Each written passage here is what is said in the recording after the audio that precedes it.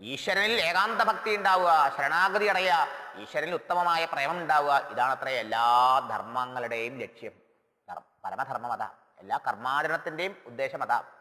ആ ഭക്തി ഉണ്ടാവാൻ കഴിയാത്ത ഉതകാത്ത കർമ്മം പോലും വെറും പരിശ്രമം, ശാരീരിക ക്ലേശം എന്നാ പറയണേ. അങ്ങനെയുള്ള ഉത്തമ ഭക്തി ഈ കലികാലത്തില് ഇത്തരം ഭക്തന്മാരോടുകൂടി ചേർന്ന് നാമസങ്കീർത്തനാദികളെ കൊണ്ട് എളുപ്പത്തിലുണ്ടാകാം. അങ്ങനെ ആ ശരണാഗതി അടഞ്ഞ ഭക്തനെ ഒരു കടങ്ങളും പിന്നെ ബാധിക്കുന്നില്ല.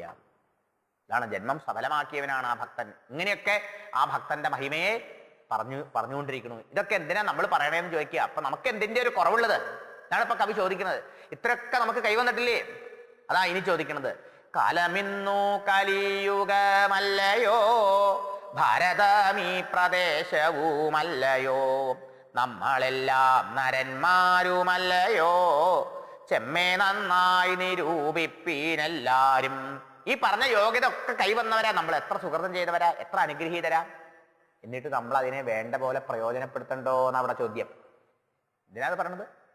മറ്റുള്ളവരൊക്കെ ഈ കലികാലത്തിലൊരു പുല്ലായിട്ടെങ്കിലും ജനിച്ചെങ്കിൽ എന്ന് പ്രാർത്ഥിക്കുമ്പോൾ, പുല്ലായിട്ടല്ല, വിവേക ഭക്തിയുള്ള മനുഷ്യനായി ഈ കലികാലത്തില് ഈ ഭാരതത്തിൽ വന്ന് പിറന്നു. കാലം ഇന്ന് കലിയുഗമല്ലയോ? നമ്മളോട് ചോദിക്കുക, നമ്മൾ മറന്നുപോയിട്ടുണ്ടെങ്കിലേ, ഭാരതത്തിലോട്ട് നമ്മൾ പറഞ്ഞേക്കണത് മനുഷ്യനായിട്ടല്ലേടോ ജനിച്ചേക്കണത്. ചെമ്മേ നന്നായി നിരൂപിപ്പിൻ. നിരൂപണം കൂടാതെയാണ് നമ്മൾ ചത്തുപോകണത് അല്ലേ? നിരൂപിച്ചാൽ, രാമായണകാരൻ പറഞ്ഞതാ, ചിന്തിച്ചാൽ, നിരൂപിച്ചാൽ, ആലോചിച്ചാൽ കാര്യം മനസ്സിലാവും. പക്ഷെ ഇങ്ങനെ ചെയ്യാൻ തയ്യാറാവണില്ല, നിരൂപണം ചെയ്യുന്നില്ല, ചിന്തിക്കണില്ല, എന്നർത്ഥം, വിചാരം ചെയ്യുന്നില്ല. ഹരിനാമങ്ങളില്ലാതെ പോകയോ. നാമങ്ങളില്ല. ഇവിടെ എത്ര നാമങ്ങളുണ്ട്? വിഷ്ണു സഹസ്രനാമം, അഷ്ടോത്തരങ്ങള്, ഓരോ ദേവനും അഷ്ടോത്തരം, സഹസ്രനാമം അല്ലേ? ഏതെങ്കിലും ഒരു നാമം. 1 കോടി കോടി തവ തിരുനാമമുള്ള വയിൽ അരുതാത്തതില്ല ഹരിനാരായണായ നമാന്ന് എഴുത്തച്ഛൻ. ഹരിനാമങ്ങൾ എത്രയുണ്ട്? ഭഗവാന്റെ തിരുനാമങ്ങൾ എത്രയെങ്കിലും ഇല്ലേ? ഇഷ്ടദേവന്റെ ഏതെങ്കിലും ഒരു മന്ത്രം നിരന്തരം ജപിച്ചുകൂടെ? നരകങ്ങളിൽ പേടി കുറകയോ. എന്താ ഇനി പേടിയൊന്നുമില്ലേ? പോലീസിനൊന്നും പേടിയില്ല, കോടതിയൊന്നും പേടിയില്ല, ജയിലിനൊന്നും പേടിയില്ല. അതുകൊണ്ടാണോ തോന്നിവാസം പിന്നെയും വെട്ടാനും കുത്താനും മറ്റുള്ളവരുടെ വീട് പൊളിക്കാനും പോണേ എന്ന് ചോദിക്കില്ലേ? സാധാരണ നിലയിൽ ഇതുപോലെയല്ലേ? നരകത്തിൽ പേടിയില്ലേ? പാപകർമ്മം ചെയ്താൽ, ദുഷ്കർമ്മം ചെയ്താൽ, ദുർവാസന കൊണ്ട് ദുരിതം സമ്പാദിച്ചാൽ തീർച്ചയായിട്ടും ജീവിതം ദുരന്തമായി തീരും. ശാരീരികമായ രോഗങ്ങളിലൂടെയും മാനസികമായ വിഷമങ്ങളിലൂടെയും എത്ര ആളുകളെ ചുറ്റുപാടും ജീവിക്കണം നമ്മൾ കാണുന്നില്ലേ? നമ്മുടെ കുടുംബത്തിലില്ലേ? നമുക്ക് ഓരോരുത്തർക്കും ഇല്ലേ? ഇതൊക്കെ നരകം. ഇതൊന്നും കണ്ടിട്ട് ഇത് നീ ഇങ്ങനെയൊന്നും വരാണ്ടിരിക്കണമെന്ന് മോഹല്ലേ ചോദിക്കുക. ഇങ്ങനെയൊക്കെ വരാന്താ കാരണം? നമുക്ക് നല്ലൊരു മനുഷ്യജന്മം കിട്ടിയിട്ടും ഈശ്വരനാമം ജപിക്കാതെ, ഈശ്വരഭക്തി വളർത്താതെ, കർമ്മവാസന ക്ഷയിപ്പിക്കാതെ, ഈശ്വര സാക്ഷാത്കാരത്തിന് പരിശ്രമിച്ചില്ല കഴിഞ്ഞ ജന്മം. ആ ഈശ്വര സാക്ഷാത്കാരം നേടിയില്ല കഴിഞ്ഞ ജന്മം. ആ തെറ്റാണ് ഇപ്പൊ നമ്മൾ ജനിക്കാൻ കാരണം. കഴിഞ്ഞ ജന്മത്തിൽ ഈശ്വരപ്രാപ്തി കൈവരിച്ചെങ്കിൽ ഈ ജന്മം വേണ്ടി വരില്ലല്ലോ. കർമ്മവാസന ശേഷിച്ചിരുന്നില്ലെങ്കിൽ നമ്മൾ ജനിക്കേണ്ടി വരുമായിരുന്നോ? കർമ്മവാസന ബാക്കിയായോണ്ടല്ലേ നമ്മളിപ്പോ ജനിച്ചേക്കണത്.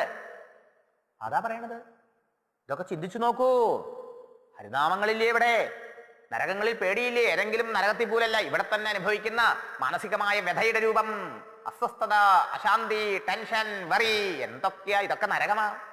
ശരീരത്തിന് വരുന്ന രോഗാദികള് ഇതൊക്കെ ഇല്ലേ? ഇതൊക്കെ ഇല്ലാണ്ട് ആവണമെന്ന് മോഹല്ലേ? മനസ്സ് ശാന്തമായാൽ, ഭക്തി കൊണ്ട് മനസ്സ് ശുദ്ധവും ശാന്തമായി ഭഗവാനിൽ അമർന്നിരുന്നാൽ ഇതൊന്നും അയാളെ ബാധിക്കില്ല. നാവുകൂടാതെ ജന്മമതാകയോ, നമുക്കിന്നീ വിനാശമില്ലായികയോ, കഷ്ടം കഷ്ടം നിരൂപണം കൂടാതെ ചുട്ടു തിന്നുന്നു ജന്മം പഴൂതനാം. മനസ്സ് വേദനിച്ചുകൊണ്ട് കവി പറയാൻ നോക്കൂ, കുന്നാനം പറഞ്ഞു നോക്കൂ, എത്ര വേദനയോടെയാ പറയുന്നത്. ഭഗവാന്റെ നാമങ്ങൾ ഇഷ്ടം പോലെയുണ്ട്. നരകയാതനകള് നമ്മളും അനുഭവിക്കേണ്ടത് ചുറ്റുപാടും കാണാനുണ്ട്. നാവ് ഇല്ലേ നമുക്ക് നാമം ജപിക്കാൻ? നാവിന് എല്ല് വെച്ചിട്ടില്ലേ ഭഗവാൻ? കയ്യിനും കാലിനും വിരലിനും ഒക്കെ ഉണ്ടല്ലേ? നാവിന് എല്ല് വെച്ചിട്ടില്ലേ? അങ്ങനെ വേണമെങ്കിൽ വഴങ്ങും. ഏത് നാമം വേണമെങ്കിൽ അങ്ങനെ വേണം ജപിക്കാം അല്ലേ? സ്തോത്രമോ കീർത്തനോ. അതായത് നാവ് ഇറങ്ങിപ്പോയോ ചോദിക്കാറുണ്ട് അല്ലേ? ജപിക്കാൻ നാവില്ലേ? നരകങ്ങളിൽ പേടിയില്ലേ?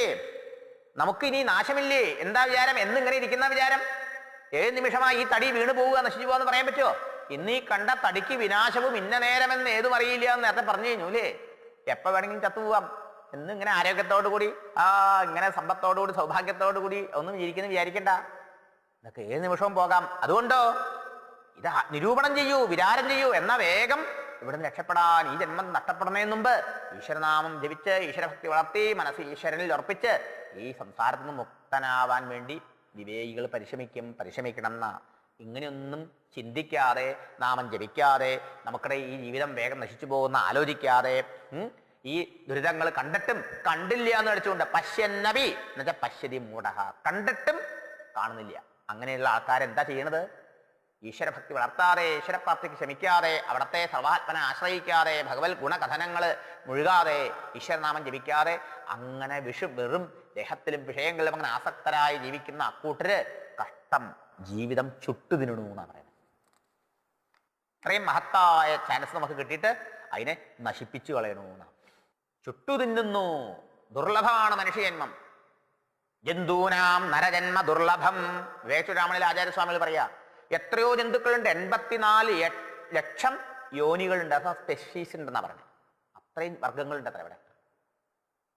ഈച്ച, പൂച്ചി, അല്ലേ, കൊതു, ഉറുമ്പ്, കൃമി, പക്ഷി, ഇങ്ങനെ എന്തെല്ലാണ്ട് ഇവിടെ എത്ര ഉണ്ട്. ഇതിലൊന്നിലും ജനിച്ചിരുന്നു നമ്മളെങ്കിൽ നമുക്ക് ഭഗവാനെ ഭജിക്കാനാവില്ല. പക്ഷേ അങ്ങനെയല്ലല്ലോ. ഉത്തമ ജന്മം, ഏറ്റവും ശ്രേഷ്ഠമായ ജന്മം, മനുഷ്യജന്മം നമുക്ക് കിട്ടിയിട്ടില്ലേ? അതെത്ര ദുർലഭമാണെന്ന് ആലോചിക്കണ്ടോ? നമ്മൾ പറയേ കണ്ണുള്ളപ്പോൾ കണ്ണിന്റെ കാഴ്ച അറിയില്ല എന്ന്. ഇതുപോലെ മനുഷ്യജന്മവും ഈ ഭാരതഭൂമിയിലുള്ള പിറവിയും ഈ കലികാലത്തിൽ വന്ന് നമ്മൾ ഈ എല്ലാ അവസരവും നമുക്ക് ഒരുങ്ങി ചുറ്റുപാടുണ്ടായിട്ടും നമ്മൾ അതിന്റെ മഹത്വം അറിയാതെ അതിനെ വേണ്ട പോലെ സദുപയോഗം ചെയ്യുന്നില്ല പല ആൾക്കാരും. അതാണ് കവിയുടെ സങ്കടം. അങ്ങനെയുള്ള ആൾക്കാരെ ഓർമ്മിക്കുമ്പോളേ സങ്കടം വരിക എന്നർത്ഥം. ഇത് കേൾക്കണം, നിങ്ങളെയൊന്നും അല്ല പറയണത് കേട്ടോ, നമ്മളെയൊന്നും അല്ല ഉദ്ദേശിച്ചിട്ടുള്ള കവിയെ. ഈ ജ്ഞാനപ്പാന കേൾക്കണവരൊക്കെ സുഹൃതികളല്ലേ? ഭഗവാൻ നാമസങ്കീർത്തനം ചെയ്യോ, സത്സംഗം ചെയ്യോ, ഇതൊക്കെ ചെയ്യുന്നവർ മഹാഭാഗ്യശാലികള്. കവി ഇത് ചെയ്യുന്നവരെത്രയാ? മനുഷ്യാണം സഹസ്രേഷു കശ്ചിത്. കോടിക്കണക്കിൽ 1-2 ആൾക്കാരാണ് ഈശ്വരനെ ആശ്രയിക്കുന്നത്, ഈശ്വരമാർഗത്തിൽ പരിശ്രമിക്കുന്നത്, ഈശ്വരനാമം ജപിക്കുന്നത്. നോക്കണം, ഭഗവത് പ്രാപ്തിക്ക് ശ്രമിക്കുന്നവര് ആയിരക്കണക്കിന് മനുഷ്യരിൽ വളരെ കുറച്ച് ആൾക്കാരാണ് പറഞ്ഞത്. വിഷയങ്ങളുടെ മാർഗത്തിലാണ് അധികം ആൾക്കാരുണ്ടാവുക. ശരിയല്ലേ? ഇത്തരം സത്സംഗങ്ങളിൽ പങ്കെടുക്കുന്നവർ എത്ര പേരുണ്ടാവും? വളരെ കുറച്ച് ആൾക്കാര്. ഈ പങ്കെടുക്കുന്നവരെയൊക്കെ എത്ര ഇരട്ടി പങ്കെടുക്കാത്തവരാ? ഇതാണ് മനുഷ്യജന്മത്തിന്റെ ദൗർലഭ്യം. അത് നമുക്ക് എങ്ങനെയോ കൈവന്നു. അത് ഏത് നിമിഷവും വിട്ടുപോവേ, നഷ്ടപ്പെടുവേ. അതിന് മുമ്പ് പരിശ്രമിക്കണം എന്നാണ് അർജൻസി, അല്ലേ? അതിന്റെ ഗൗരവം. വേഗം. യമസ്യ കരുണാനാസ്തി, യമൻ കാത്തിരിക്കില്ലേ? ഉടനെ നാളെ ചെയ്യേണ്ടത് നീയ, വൈകുന്നേരം ചെയ്യേണ്ടത് രാവിലെ ചെയ്യുക. അങ്ങനെയൊക്കെയല്ലേ പറഞ്ഞത്? നമുക്ക് ആർക്കും വേണ്ടി യമധർമ്മൻ കാത്തിരിക്കില്ല എന്നർത്ഥം. അപ്പൊ ജന്തൂനാം നരജന്മ ദുർലഭം. ആ ദുർലഭമായ മനുഷ്യജന്മം കിട്ടി. മനുഷ്യത്വം, മുമുക്ഷുത്വം, മഹാപുരുഷ സംശയ. മനുഷ്യത്വമുള്ള ഒരു മനുഷ്യനായി, മാനുഷിക ഗുണങ്ങളുള്ള മനുഷ്യൻ, സജ്ജന സംസർഗത്തിലുള്ള ഭാഗ്യം ഉണ്ടായി. ദുർലഭം ത്രയമേവൈതത്. ഇത് 3 മേൽക്കുമേൽ ദുർലഭ അത്രയെന്നർത്ഥം. ഇതെല്ലാം നമുക്ക് കൈവന്നിട്ടും നമ്മൾ ആ ഭഗവത് നാമസങ്കീർത്തനത്തിലൂടെ ഭക്തി വളർത്തി ഈശ്വര സാക്ഷാത്കാരത്തിന് ശ്രമിക്കുന്നില്ലെങ്കിലോ? സഹി ആത്മഹാന പറയണേ. സ്വം വിനിഹന്തി, അവനവനെ തന്നെ നശിപ്പിക്കുന്നു, കൊല്ലുന്നു. ആത്മഹത്യാപരമായ ജീവിതം അവൻ നയിക്കണു എന്നാണ് പറയണത്. മഹത്തായ ഈശ്വരപ്രാപ്തിക്കും സംസാരമോചനത്തിനും പറ്റിയ ഒരവസരം കൈവന്നിട്ട് അതിനെ ഉപയോഗപ്പെടുത്താതെ ചത്തുപോകുന്ന ആൾക്കാർ, അഹോ കഷ്ടം, അവന്റെ ജീവിതം വളരെ കഷ്ടമായി പോയിന്ന് മഹാന്മാര് പറഞ്ഞു. അതാണ് ഇവിടെ കഷ്ടം നിരൂപണം കൂടാതെ ചുട്ടുതിന്നുന്നു ജന്മം പഴുതനാമാം. ഇതൊന്നും ആലോചിക്കാതെ വീണ്ടും ഈ ദേഹാഭിമാനവും വിഷയാസക്തിയും വളർത്തിക്കൊണ്ട് വിഷയമാർഗത്തിൽ സഞ്ചരിക്കുന്നവര് ആ ജീവിതത്തെ ചുട്ടുതിന്നുന്നു. എന്താ കാരണം? ഇനിയും ദുർവാസനകൾ എത്രയെങ്കിലും ഉണ്ടാക്കല്ലേ ഈ ജന്മത്തിൽ ചെയ്തത്? സദ്വാസനകൾ വളർത്താതെ, ഈശ്വരഭക്തി വളർത്താതെ ഈ വിഷയവാസനകൾ സമ്പാദിച്ചാലോ മരിക്കണ സമയത്ത് ഈശ്വരസ്മരണ ഉണ്ടാവില്ല. വീണ്ടും ഈ വിഷയസ്മരണയോടെ മരിക്കും. വീണ്ടും ഈ വാസനയ്ക്കനുസരിച്ച് പുതിയ ജന്മം എടുക്കേണ്ടി വരും. അവിടെ വീണ്ടും ഈ ദുരിതം തന്നെ അനുഭവിക്കേണ്ടി വരുമല്ലോ. അതുകൊണ്ടാണ് പറയണത്, എത്ര ജന്മം പ്രയാസപ്പെട്ടിക്കാലം അത്ര വന്നു പിറന്നു സുഹൃതത്താൽ. എത്ര പ്രയാസപ്പെട്ടിട്ടാ, എത്ര ജന്മം കഴിഞ്ഞിട്ടാ അതിന്റെ അവസാനത്തിലാ നമ്മളിപ്പോ ഈ മനുഷ്യജന്മത്തിൽ വന്ന് പറഞ്ഞേക്കണത്. ഭാഗവത്തിൽ മനോഹരമായ ഒരു കഥയുണ്ട്. പുരഞ്ജനന്റെ കഥ. പ്രാചീന പരിഷത്തിന് പറഞ്ഞു കൊടുക്കുക ശ്രീനാരദ മഹർഷി. ഈശ്വര സാക്ഷാത്കാരത്തിലുള്ള ഉപായം ചോദിച്ചോ പറഞ്ഞു കൊടുക്കുക, അധ്യാത്മജ്ഞാനം ഉണ്ടാവാൻ. പുരഞ്ജനൻ ഒരുപാട് കൊട്ടാരങ്ങളിൽ മാറി മാറി താമസിച്ചു അത്രേ, സുഖഭോഗങ്ങൾ അനുഭവിച്ചുകൊണ്ട് സുഖാവാൻ വേണ്ടി. നാട്ടിൽ മുഴുവനും അദ്ദേഹം ഇങ്ങനെ സഞ്ചരിച്ച് പുതിയ പുതിയ കണ്ടെത്തലുകളൊക്കെ എന്തൊക്കെയാണ് ഓൺലൈനിൽ പുതിയ പുതിയ എന്തൊക്കെയാണ് അതൊക്കെ അനുഭവിച്ചുകൊണ്ട് അങ്ങനെ പുതിയ പുതിയ ഭോഗങ്ങൾ അനുഭവിച്ചുകൊണ്ട് എത്ര കാലം എത്ര കൊട്ടാരങ്ങളിൽ മാറി താമസിച്ചിട്ടും അദ്ദേഹം സുഖം എന്ന് പറഞ്ഞ് മാത്രം ഉണ്ടായില്ല, ദുഃഖം തീർന്നൂല എന്ന്. അവസാനം അങ്ങനെ സഞ്ചരിച്ച് ഹിമാലയത്തിന്റെ ആ തെക്ക് ഭാഗത്ത് 9 ഗോപുരമുള്ള ഒരു മനോഹരമായ കൊട്ടാരം കണ്ടു. അപ്പൊ അദ്ദേഹം വിചാരിച്ചു, അത്രേ ഈ മനോഹരമായുണ്ട് ഈ കൊട്ടാരം, ഇതിന്റെ ഉള്ളിൽ താമസിച്ചെങ്കിലും എനിക്ക് സുഖം കിട്ടിയേനെ, സമാധാനം കിട്ടിയെന്ന് വിചാരിച്ചു എന്നാണ്. എന്താ അത്? ഒരു ജീവന്റെ അനേക മനുഷ്യൻ ആവണേ മുമ്പുള്ള അനേക ജന്മങ്ങളിലുള്ള കറക്കം. പുരത്തെ ജനിപ്പിക്കുന്നവൻ പുരഞ്ജനൻ. ഓരോരോ ശരീരങ്ങളെ പുരന്ന് പറയണു, അത് കർമ്മത്തെ വാസനയ്ക്കനുസരിച്ച് വീണ്ടും വീണ്ടും വീണ്ടും മാറി മാറി സ്വീകരിക്കേണ്ടി വരണമല്ലോ. അത് കൊണ്ട് ആ ജീവനെ പുരഞ്ജനൻ. അങ്ങനെ എത്രയോ ജന്മങ്ങൾ മാറി മാറി എടുത്തു, എന്തെല്ലാം കണ്ടു കേട്ടു അനുഭവിച്ചു. എന്നിട്ടൊന്നും സത്യസ്വരൂപനായ ഭഗവാനെ സാക്ഷാത്കരിച്ച് ശാശ്വത ശാന്തിയും സുഖവും സമാധാനവും നേടാൻ കഴിയാതെ ആ ജീവൻ ഇങ്ങനെ കറങ്ങുമ്പോ ഹിമാലയത്തിന്റെ തെക്കു ഭാഗം ഏതാ? ഭാരതഭൂമി. ഹിമാലയത്തിന്റെ ഭാരതത്തിന്റെ ആ വലിപ്പമല്ല, ഭാരതം എന്താണെന്ന് പോലും ഋഷീശ്വരന്മാർ എഴുതി വെച്ചിട്ടുണ്ട്. ഏതാ ഭാരതഖണ്ഡെന്ന് വിഷ്ണു പുരാണത്തിൽ എഴുതി വെച്ചിട്ടുണ്ട്. ഉത്തരം യത് സമുദ്രസ്യ ഹിമാദ്രേശ്ചൈവ ദക്ഷിണം വർഷം തത് ഭാരതം നാമ ഭാരതി എത്ര സന്ധതി. ഉത്തരം യത് സമുദ്രസ്യ, സമുദ്രത്തിന്റെ വടക്ക് ഭാഗത്തുള്ളത് കന്യാകുമാരിയാണ് അതിർത്തി. ആ സമുദ്രത്തിന്റെ വടക്ക് ഭാഗത്ത് ഒരതിർത്തി സമുദ്രം, തെക്ക് സമുദ്രം. വടക്കോ ഹിമാദ്രി, ഹിമാലയ പർവ്വതം.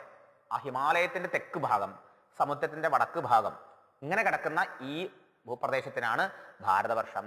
അവിടുത്തെ ആൾക്കാർക്ക് ഭാരതീയരെന്ന് പേര്. നോക്കണം, ഒക്കെ എന്നെഴുതിയ വ്യാസമഹർഷി വിഷ്ണു പുരാണം.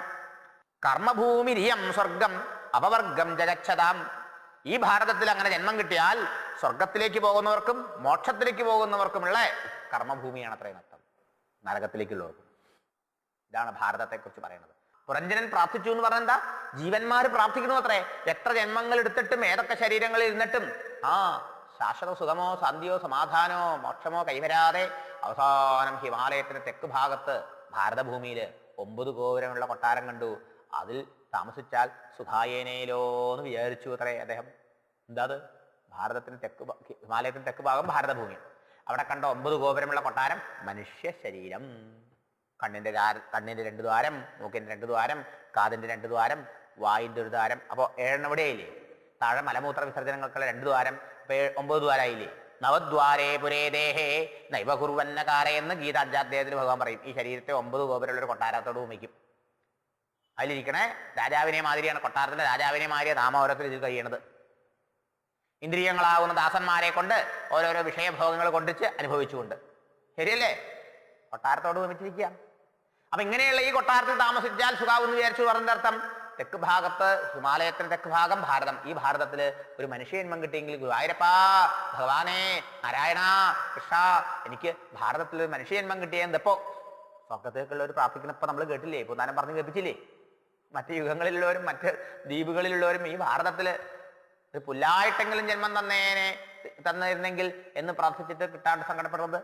അപ്പോ എത്ര പേരാ അവിടെ ഭാരതഭൂമിയിൽ മനുഷ്യനാവാൻ പ്രാർത്ഥിക്കുന്നത്? അങ്ങനെ ആ മനുഷ്യ ജന്മം കിട്ടിയെന്നാ പറഞ്ഞത്. അതാണ് എത്ര ജന്മം പ്രയാസപ്പെട്ടിട്ടാണ് ഇവിടെ നിന്നിപ്പോ നമ്മൾ ഈ കലികാലത്തില് ഈ ഭാരതത്തില് ഒരു മനുഷ്യ ജന്മം എടുത്തു വന്നത്. അതിലും എത്ര സുഹൃതം കൊണ്ടാ നമുക്ക് ഈ ജ്ഞാനപ്പാനെന്ന് പറയാനോ കേൾക്കാനോ അവിടുത്തെ നാമം കീർത്തിക്കാനോ തോന്നണമെന്ന് അറിയോ സജ്ജനങ്ങളെ? എത്ര സുഹൃതം, മേൽക്കുമേൽ സുഹൃതം ഉണ്ടെങ്കിലേ തോന്നുള്ളൂ കേട്ടോ. ആ ഭാഗ്യോദയേന ബഹുജന്മ സമാർജിതേന സത്സംഗമം ജലഭതേന ഭാഗവതകാരൻ. എത്രയോ ജന്മങ്ങളിൽ ചെയ്ത പുണ്യത്തിന്റെ പരിഭാഗ ഫലമായിട്ടാണ് നമുക്ക് ഈശ്വര കഥ കേൾക്കണം തോന്നണത്, ഈശ്വര വാർത്തകൾ കേൾക്കാൻ തോന്നണത്. ഈശ്വര വിഷയത്തിൽ താല്പര്യം ഉണ്ടാവില്ലെങ്കിൽ ഈശ്വരനാമം ജപിക്കാൻ തോന്നണത്, ഭഗവത് കഥ കേൾക്കാൻ തോന്നണത്, സത്സംഗത്തിൽ പങ്കെടുക്കാൻ തോന്നണത്. നോക്കൂ, ഇതൊക്കെ വെറുതെ പറയണല്ല. എന്താ എന്നാ ഒരു സിനിമാറ്റിക് ഡാൻസോ അതുമാതിരി വേറെ എന്തെങ്കിലുമൊക്കെ പരിപാടി ഉണ്ടെങ്കിൽ ഇത്രയൊക്കെ നാട്ടിലെ ആൾക്കാരുണ്ടാവുക. അയ്യോ എന്തായിരിക്കും? ഊഴിയിട്ടാ താഴെ വീഴാത്തത്ര പുരുഷാരുണ്ടാവൂലേ?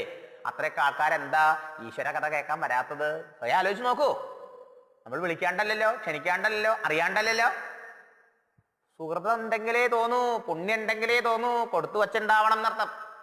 മനസ്സിലായോ? എന്നാലും എല്ലാവർക്കും ഒന്ന് കേട്ട് രക്ഷപ്പെട്ടുകൂടെ? ഭഗവാൻ നാമം ജപിച്ച് ഭഗവാനെ സേവിച്ച് ഈ സംസാരത്തിൽ ദുഃഖം അനുഭവിക്കണം ആർക്കെങ്കിലും മോഹമുണ്ടോ? ദുഃഖം വേണ്ട, സുഖം വേണമെന്നല്ലേ എല്ലാവർക്കും മോഹം. അതിനുള്ള മാർഗമാണ് ഇവിടെ അരുളി ചെയ്യുന്നത് മഹർഷിമാര്. എന്നാ അതുകൊണ്ട് എല്ലാവർക്കും അതുകൊണ്ട് പ്രയോജനപ്പെടുത്താൻ തോന്നാത്തത് എന്താ? ആ തോന്നൽ വരാത്തത് ആ പൂർവ്വപാപം പ്രതിബന്ധമായി നിൽക്കുക. അപ്പൊ തോന്നില്ല. ചുമ്മാ പറയണതല്ല സജ്ജനങ്ങളേത്, ഇതൊക്കെ അനുഭവത്തിൽ വരുമ്പോഴേ അറിയുള്ളൂ. ശരിയല്ലേ? അതാ എത്ര ജന്മം പ്രയാസപ്പെട്ടിട്ടാണ് ഇക്കാലം നമ്മളിപ്പോ ഈ മനുഷ്യനായി ഇവിടെ വന്നത്. ഇതൊക്കെ കേൾക്കാനുള്ള ഭാഗ്യം ഉണ്ടായത്. കഴിഞ്ഞതൊന്ന് ഓർമ്മിച്ചു നോക്കാൻ പറയാ. എത്ര ജന്മം മലത്തിൽ കഴിഞ്ഞതും, എത്ര ജന്മം ജലത്തിൽ കഴിഞ്ഞതും, എത്ര ജന്മങ്ങൾ മണ്ണിൽ കഴിഞ്ഞതും. മണ്ണിരയായി നടന്നു കുറെ കാലം, വെള്ളത്തില് ജലജീവിയായി, ആമയായോ അല്ലെങ്കിൽ മത്സ്യമായോ ഒക്കെ കഴിഞ്ഞു. മലത്തിൽ കൃമികളായി കഴിഞ്ഞു കുറെ ജന്മങ്ങള്. എത്ര ജന്മം മരങ്ങളായി നിന്നതും.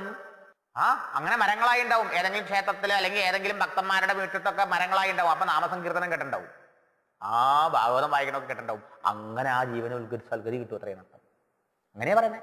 പൂന്താനം നമ്പൂരി വൈകുണ്ഠത്തിലേക്ക് പോവാൻ വിമാനം വന്നു എന്നാണ്. ആ സമയത്ത് ചോദിച്ചു, നിങ്ങൾ ആരെങ്കിലും വരുന്നുണ്ടോ വൈകുണ്ഠത്തിലേക്ക്? നാളെ വിമാനം വരും, ഭഗവാൻ വരും.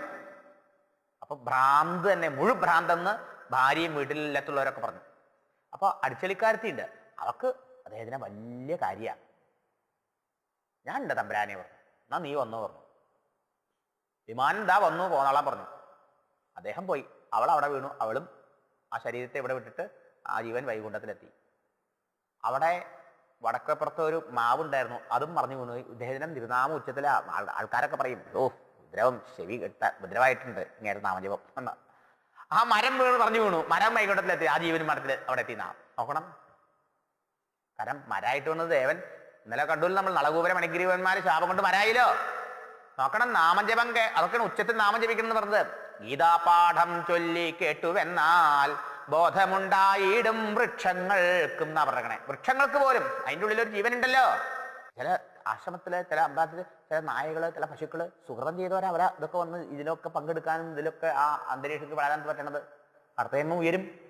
മനസ്സിലാവണ്ടോ? അങ്ങനെ എത്ര ജന്മം എന്തൊക്കെയായിട്ട് കഴിഞ്ഞു. അരിച്ചു നടന്നു കൃമികളായോ എന്തെങ്കിലും. എത്ര ജന്മം മൃഗങ്ങൾ പശുക്കളായി, മൃഗങ്ങളായി, നാട്ടുമൃഗങ്ങളാവട്ടെ കാട്ടുമൃഗങ്ങളാവട്ടെ, പശുക്കളായി. അതു വന്നിട്ട് വണ്ണം ലഭിച്ചോരൂ. ഈ മനുഷ്യജന്മം കിട്ടണതിന് മുമ്പ് ഇതൊക്കെ കഴിഞ്ഞിട്ട്, എത്രയോ കഴിഞ്ഞിട്ട് അങ്ങോട്ട് വന്നേക്കണേ എന്നുള്ളത് നമ്മളൊന്ന് ആലോചിച്ചാൽ ഇനിയും അങ്ങോട്ട് തിരിച്ചു പോകാണ്ടിരിക്കാൻ നോക്കണം. വേണ്ടാത്ത ചെയ്താൽ തിരിച്ചു പോകും.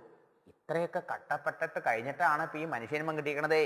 അതുകൊണ്ട് ഇതിനെ വേണ്ട പോലെ പ്രയോജനപ്പെടുത്തണം, നഷ്ടപ്പെടുത്തരുത് എന്നാണ് കവി പറയണത്. ഗൗരവത്തോടുകൂടി ചിന്തിക്കൂ.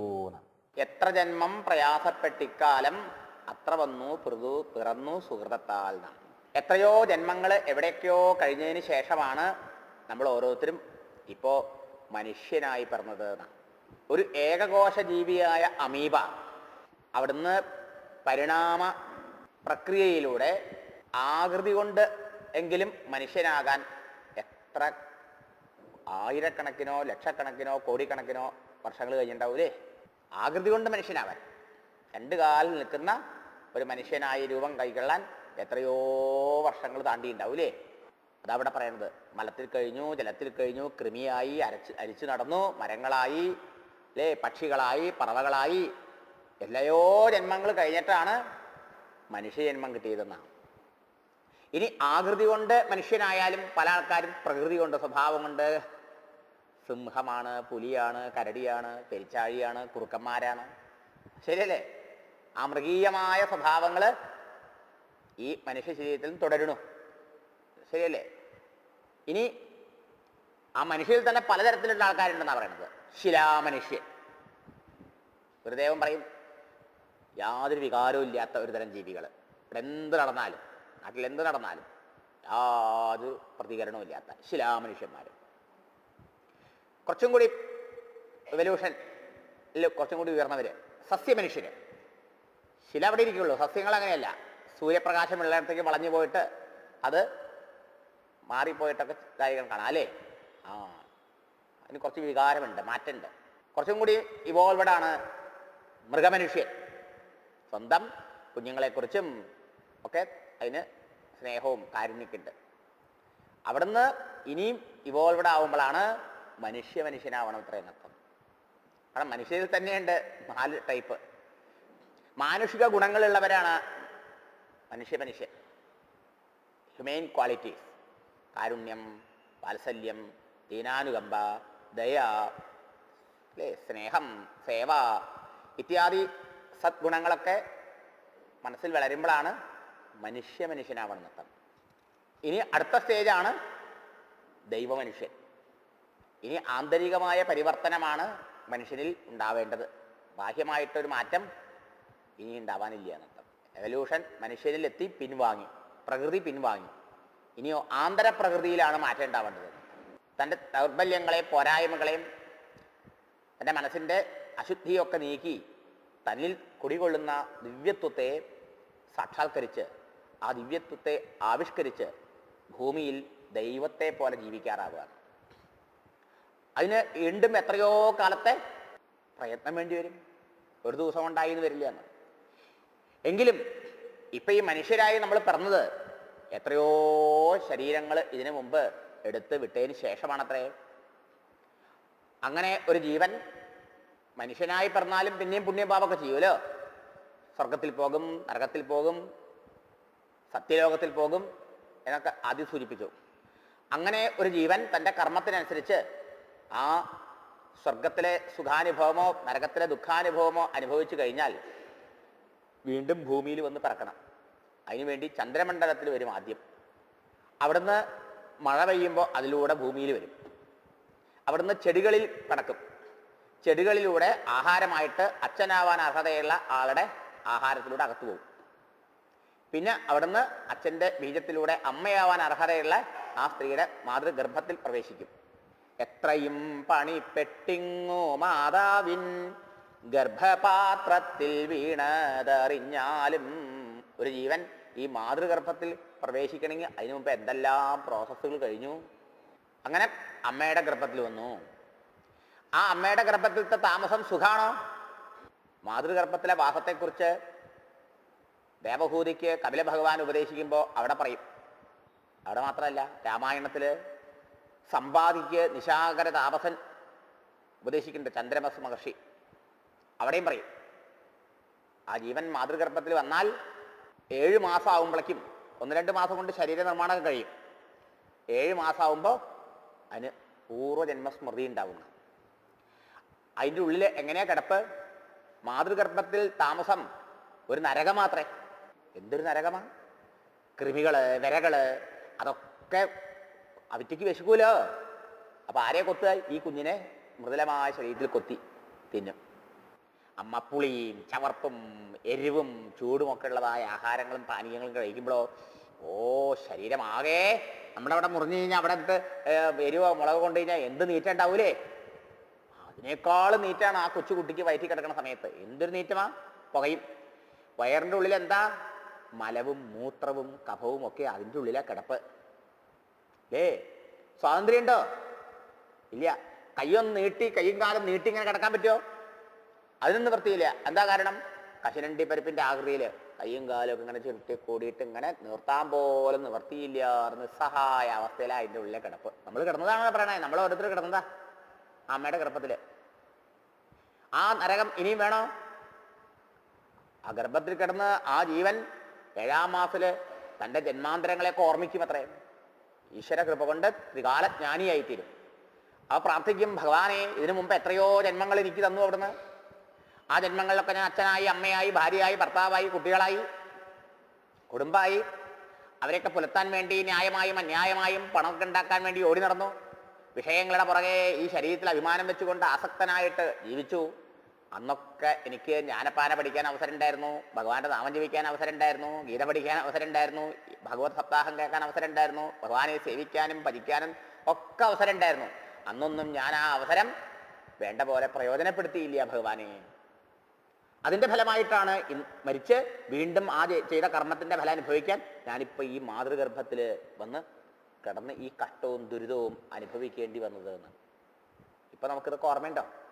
നമ്മൾ ഓരോരുത്തരും പ്രതിജ്ഞ ചെയ്ത ഭഗവാനോട് ഗർഭത്തിൽ വെച്ചിട്ട്, അമ്മയുടെ വയറ്റിൽ വെച്ചിട്ട്, ഇനി ഭഗവാനെ എനിക്കൊരവസരം തന്നാൽ ഇനി വീണ്ടും ഈ മാതൃഗർഭത്തിൽ വരാനുള്ള ഞാൻ വരുത്തില്ല, അതിനുള്ള കർമ്മങ്ങളും അനുഷ്ഠിക്കില്ല. മറിച്ച് ഭഗവാനെ ഞാൻ അവിടത്തെ ഭജിച്ച് അവിടത്തെ ധ്യാനിച്ച് സാക്ഷാത്കരിച്ച് ഞാൻ മുക്തനായിക്കോളാം എന്ന് ഗർഭത്തിൽ വെച്ച് ആ ജീവൻ കിടന്ന് പ്രാർത്ഥിക്കുന്നു അത്രേ.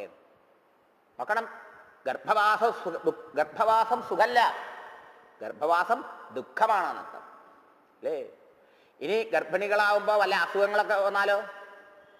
ഈ ഉള്ളിലുള്ള ജീവൻ ദുരിതം കൂടുതലുള്ളതാണെങ്കിലോ ഗർഭകാലത്ത് തന്നെ സ്ത്രീകൾക്ക് ഗുളികകളും മരുന്നുകളും എന്ന് വേണ്ട അല്ലേ? അതിൻ്റെ ഒക്കെ ക്ഷീണം അമ്മയ്ക്ക് മാത്രമല്ല, അതിൻ്റെ ക്ഷീണം ഈ ഉള്ളിലെ കുട്ടിക്കും. ശരിയല്ല? അതിൻ്റെ ഒക്കെ ശക്തി കുട്ടിക്കും പറ്റില്ലേ? അങ്ങനെ 10 മാസം വയറ്റിൽ കഴിഞ്ഞു പോയി, 10 പന്തിരാണ്ടുണ്ണിയായിട്ടും പോയി, തന്നെത്താൻ അഭിമാനിച്ചു പിന്നേടം തന്നെത്താനറിയാതെ കഴിയുന്നു. അങ്ങനെ 10 മാസം അമ്മയുടെ വയറ്റിൽ, 9 മാസം 9 ദിവസം, 10 മാസം. അത് കഴിയുമ്പോഴോ ഗർഭവായുവിനാൽ ഈ കുട്ടി ചലിക്കപ്പെടുന്നു. അതോടുകൂടി കുട്ടിക്ക് ബോധം പെട്ടു. ഈ കാര്യങ്ങളൊക്കെ മറന്നു. തല കീഴ്പോട്ടായി സ്വാഭാവികമായിട്ടും ആ പ്രസവവായുവിനാൽ ഇളകപ്പെട്ടിട്ട്. തലയാണ് സാധാരണ പുറത്ത് വരിക പ്രസവിക്കുമ്പോൾ അല്ലേ? ഇല്ലെങ്കിൽ പിന്നെ കുട്ടിയൊക്കെ എടുത്തു. എന്തായാലും ആ ഗർഭവാസം സുഖദുഃഖം ദുഃഖം. ഇനി ആ പ്രസവം ജന്മം സുഖദുഃഖം. കുട്ടി കരഞ്ഞുകൊണ്ടാണ് പുറത്തേക്ക് വരിക. കുട്ടി അതിൻ്റെ ഉള്ളിൽ നിന്ന് പുറത്തേക്ക് വരുന്ന സമയത്ത് യോനിയന്ത്രത്തിലൂടെ ആ ബലമായി തള്ളി പുറത്തേക്ക് വരുന്ന സമയത്ത് കുട്ടി വാവിട്ട് കരയണു അല്ലേ? അമ്മയും കരയണു. നാച്ചുറൽ പ്രസവമാണെങ്കിൽ. നാച്ചുറൽ പ്രസവമായാലേ ആ അമ്മ ആവുള്ളൂ, ആ അമ്മയ്ക്ക് കുട്ടിയോട് പാരസ്പര്യം ഉണ്ടാവുള്ളൂ. മറ്റേതാവുമ്പോൾ മമ്മിയാവും. എന്താ കാരണം? പ്രസവവേദന അനുഭവിച്ച് ആ അമ്മ പ്രസവിച്ചിട്ടില്ലല്ലോ. അവര് ശവം പോലെ അങ്ങനെ ബോധം കെടുത്തി അപ്പം എടുത്തതല്ലേ, അവരറിയില്ല ഇങ്ങനെ സാധനം തൻ്റെ ഉള്ളിൽ നിന്ന് വന്നത്. മറ്റങ്ങനെയല്ല, ആ പ്രസവവേദന അനുഭവിച്ച് പ്രസവിക്കുമ്പോഴാണ് എൻ്റെ കുഞ്ഞ് എന്നുള്ളതായ ആ ഭാവം ആ അമ്മയ്ക്ക് കുഞ്ഞിനോട് ഉണ്ടാവുക. അതില്ല. അങ്ങനെയുള്ള അമ്മമാർ കുറവാകൊണ്ടായിരിക്കും ഇന്നത്തെ കാലത്ത് കുട്ടികൾക്ക് യാതൊരു ശ്രദ്ധയില്ല അമ്മമാർക്ക് അല്ലേ? കുട്ടികൾ ഉണ്ടായിരുന്നുള്ളൂ, അവരെ നോക്കാനോ അവരെ ലാളിക്കാനോ അവരുടെ കാര്യങ്ങൾ നോക്കാനൊന്നും അച്ഛനമ്മമാർക്ക് നേരെയില്ല. രണ്ടുപേരും പണം ഉണ്ടാക്കാൻ പോവുക. ശരിയല്ലേ? കുട്ടിയെ എവിടെയെങ്കിലുമൊക്കെ കൊണ്ടിടും, എന്നിട്ട് അവരെന്തെങ്കിലുമൊക്കെ കൊടുത്ത് നോക്കും. ഇങ്ങനെയൊക്കെയാണ് ഇപ്പോൾ. എല്ലാ അമ്മമാരങ്ങനെ ചെയ്യില്ല, ചെയ്യാൻ പാടില്ല. പോവോ? ഇനി ആ കുട്ടിക്കാലത്ത് നോക്കൂ, എന്തെല്ലാം ദുരിതങ്ങളാ, ബാലാരിഷ്ടതകള്. ദുരിതം ചെയ്ത ജീവനാണെങ്കിലോ വന്നേക്കണത് ആ കുട്ടിക്കാലം മുതലേ ഇഞ്ചക്ഷൻ, ആന്റിബയോട്ടിക്. എന്താവും നമ്മൾ കഴിച്ചാൽ, വലിയൊരു കഴിച്ചാൽ തന്നെ ക്ഷീണിച്ച് തളർന്നു പോകൂലേ? ആ കൊച്ചു കുട്ടിക്ക് ഇതൊക്കെ കൊടുത്താൽ എന്തൊരു ക്ഷീണമാ, തളർച്ച ഉണ്ടാവുക. ആ കുട്ടിക്ക് കൊതു കടിക്കും, മുട്ട കടിക്കും, പേൻ കടിക്കും, എന്തെല്ലാം കഷ്ടങ്ങൾ ആ കുട്ടിക്ക് കുഞ്ഞിനെ അനുഭവിക്കേണ്ടി വരൂലേ? മലമൂത്രങ്ങൾ നിറഞ്ഞേരി കിടന്ന് ഉരുളും. ആൾക്കാരുടെ ശ്രദ്ധ കിട്ടിയില്ലെങ്കിൽ അല്ലേ? ഇടയ്ക്കിടയ്ക്ക് മൂത്രം ഒഴിച്ചുകൊണ്ടിരിക്കും, അതിൽ കിടക്കണം, ദുർഗന്ധം അല്ലേ? കുട്ടിയുടെ ശരീരത്തിനെ നോക്കിയിട്ടുണ്ടോ? പ്രസവിച്ചുടനെ എന്ത് ദുർഗന്ധമാ. അതുകൊണ്ടാണ് ഈ പൗഡറുകളും എന്താ ചെയ്യാം, ആ ദുർഗന്ധം പോകാൻ വേണ്ടിയിട്ടൊക്കെ ഇടിക്കുന്നത് നമ്മൾ. സുഖാണോ ആ കിടപ്പ്? ശരി, ആ മൂത്രത്തിലും മലത്തിലും കിടപ്പ് പോരാ. ആ കുട്ടിക്ക് ചിലപ്പോൾ വയറ് വിശപ്പുണ്ടാവും, ചിലപ്പോൾ വിശന്നിട്ടാവും, ചിലപ്പോൾ വയറ് വേദനിച്ചിട്ടാവും, ചിലപ്പോൾ മലമൂത്ര ശോധനയ്ക്ക് വേണ്ടിയിട്ടായിരിക്കും. അതൊന്നും വേണ്ട പോലെ ഇല്ലെങ്കിലോ അതിന് വല്ലാത്ത അസ്ഥിരയുണ്ടാവും, വിഷമമുണ്ടാവും അല്ലേ? അപ്പം എന്താ അതിന് മറ്റുള്ളവരെ പറഞ്ഞറിയിക്കാനുള്ള വഴി? ഒരു ഭാഷയെ അതിനറിയുള്ളൂ, കരയാന്നൊരു ഭാഷ. ശരിയോ? ആ കുട്ടി ഇങ്ങനെ കരയും. ആ കുട്ടി കരയണ എന്തിനാന്ന് മനസ്സിലാവാത്ത മുതിർന്നവര്, അമ്മയും ബന്ധുജനങ്ങളൊക്കെയോ, അവര് കുട്ടി കരയണത് എന്താ കരയണോടി, എന്തെങ്കിലും കൊടുക്ക്, ഈ പാല് കൊടുക്ക്. അവർക്കതറിയുള്ളൂ. അവര് പാലും കൊടുക്കില്ല, മുലപ്പാലൊക്കെ കൊടുക്കില്ല എന്നത്തെ സ്ത്രീകൾ. എന്താ കാരണം? സൗന്ദര്യം കുറയും എന്ന് പറഞ്ഞിട്ട്. എന്നിട്ടോ എന്തോ പാൽപ്പൊടിയൊക്കെ മേടിച്ചു കൊണ്ട് കുപ്പിയിലിട്ട് വെള്ളം ഒഴിച്ച്, ചൂടുവെള്ളം ഒഴിച്ച് കുലുക്കി ഇതാ കൊണ്ട് തൈ കൊടുത്തു അല്ലേ? നോക്കണം, ചിലപ്പോൾ വയറ് വേദന എടുത്തിട്ടാവും ആ കുട്ടി കരയണത്, അപ്പോഴും ഈ പാൽക്കുപ്പി. ചിലപ്പോൾ ശോധനയില്ലാത്തതുകൊണ്ടായിരിക്കും ആ കുട്ടി വിഷമിച്ച് കരയണത്, അപ്പോഴും പാൽക്കുപ്പി. അതിനറിയാൻ പറ്റുമോ? അത് എന്തൊരു ദണ്ണമാത അനുഭവിക്കുന്നത് ആലോചിച്ച് നോക്കൂ. ആ കൊച്ചു കുട്ടിയുടെ ഒരു അവസ്ഥ, സ്വാതന്ത്ര്യമില്ലായ്മ ആലോചിക്കൂ. ഇതൊക്കെ കഴിഞ്ഞ് വന്നവരാണ് നമ്മള്. നമുക്ക് നിശ്ചയമുണ്ടപ്പോ ഈ കുട്ടിക്കാലത്തെ ആ ബാല്യകാലം സുഖദുഃഖോ? ആർക്കും ദുഃഖ. ശരിയോ? ഇനി രോഗങ്ങളും ഘട്ടങ്ങളൊന്നും വന്നില്ലെങ്കിൽ തന്നെയും എന്താ പറഞ്ഞറിയിക്കാൻ വയ്യാത്ത വിഷമങ്ങൾ